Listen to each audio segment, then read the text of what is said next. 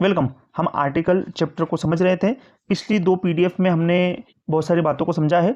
Next ये वाली PDF है जिसमें 20 क्वेश्चन से और भी समझेंगे कि क्या क्या हो सकता है इसमें है और क्या क्या नॉलेज हम प्राप्त कर सकते हैं आर्टिकल चैप्टर से। तो पहला क्वेश्चन है, he is MLA from our constituency.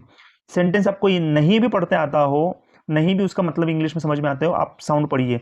M, तो एम पढ़ते समय आप क्या कर रहे हो, ए और म पढ़ रहे हो। जब भी मैंने आपको बोला कि आर्टिकल चैप्टर है तो आप पहले साउंड को पढ़िए। साउंड क्या है, यहाँ पे साउंड है ए, तो ए आए, आ आए, कैसे ए हो, आ हो, ई हो, ओ हो, अ हो। यदि ऐसे साउंड आ रहे हैं नाम को पढ़ते समय, यदि ऐसे साउंड आ रहे हैं नाम को पढ़ते समय, तो आप एन का यूज करते हो।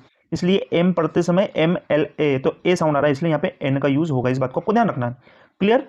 एन का मतलब होता है एक, और कब लगता है, आप नाम के साउंड को पढ़ के। जब भी ए से स्टार्ट हो साउंड, आ से स्टार्ट हो, ई, ओ और अ से स्टार्ट हो, तब लगेगा एन। इस बात को आपको ध्यान रखना है। और ए और एन जनरल बातों में ही लगते हैं। इन साउंड के अलावा जितने भी वर्ड है उसमें या तो ए लगेगा या तो द लगेगा। इस बात को आपको ध्यान रखना है, ठीक है ना। It took us an hour to reach, मतलब हमको लगा 1 घंटा पहुंचने में। कहां पर है, यूनिवर्सिटी में। तो ये स्पेसिफिक बात है।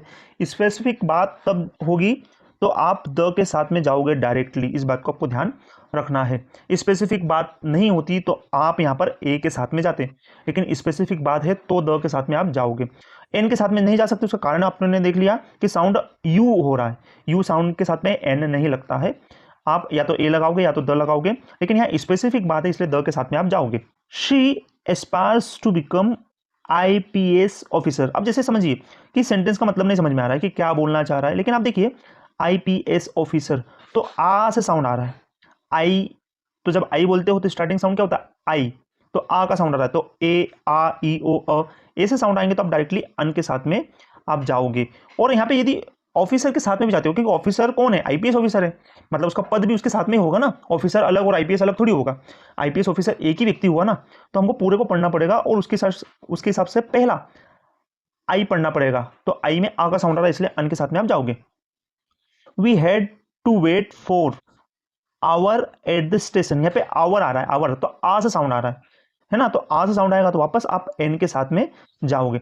मेरा मतलब ये है कि आपको नहीं भी समझ में आती हो इंग्लिश, लेकिन आप साउंड पढ़ के, किसी नाम के साउंड पढ़कर आप समझ सकते हो कि कहां पर क्या लगेगा। हाँ, इस बात को आपको ध्यान रखना है, यदि बॉयज लिखा है तो ऑलरेडी एक से अधिक लोग हो गए, आर्टिकल लगाने की जरूरत नहीं है। इस बात को ध्यान रखना। आर्टिकल्स का मकसद ये रहता है संख्या कितनी बताना, नाम की एक।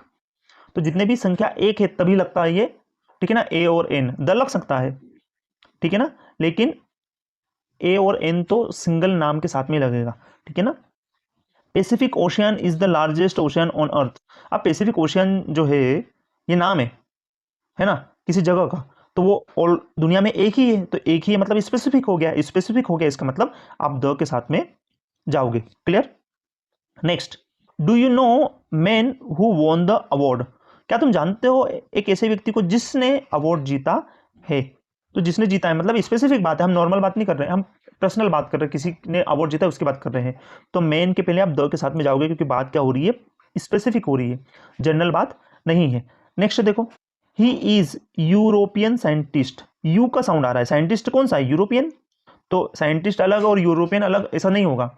यूरोपियन साइंटिस्ट, तो आप यू से साउंड बोल रहे हो और यू से साउंड आ रहा है, इसका मतलब आप ए के साथ में जाओगे। और दूसरी बात, जनरल बात है, जनरल बात में आप आर्टिकल ए का यूज करते हो और यहां पर यू के साउंड के हिसाब से भी ए का ही यूज होगा। Clear. Next, there is one eyed man standing at the door. One eyed man है ना, मैन जो है उसकी आंख सिर्फ एक है, तो इंसान और आंख अलग अलग नहीं हो सकते, साथ में ही हो सकते हैं ना।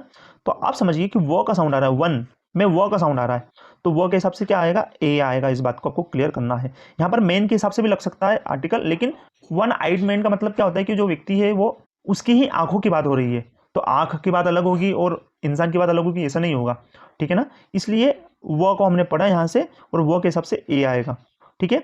ए, आ, ई, ओ और अ साउंड आएंगे तो एन लगाओगे आप, इस बात को ध्यान रखना। नहीं है, साउंड ही नहीं है तो ए के साथ में आप जाओगे। We stayed at hotel near the बीच।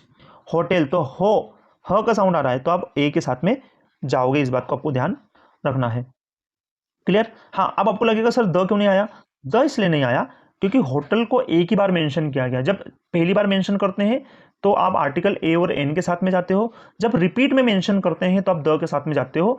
आपने कई बार देखा होगा, जैसे आपने सुना होगा there is a lion and the lion is very dangerous, तो एक बार लॉयन के साथ में ए लगाया और एक बार लॉयन के साथ में द लगाया। ए लगाया मतलब लोयन का इंट्रोडक्शन हो रहा है पहली बार में, और दूसरी बार में जब उसके साथ में द लगाया इसका मतलब उसी लोयन की बात हो रही है। इसलिए द स्पेसिफिक बातों में जाता है और ए और एन जनरल बातों में जाता है। लास्ट, इसके बाद में हम नेक्स्ट वीडियो में समझेंगे। She gave him honest reply. Reply किस प्रकार का है? ऑनेस्ट है। ऑनेस्ट अलग और रिप्लाई अलग ऐसा नहीं होगा। रिप्लाई किस प्रकार का है?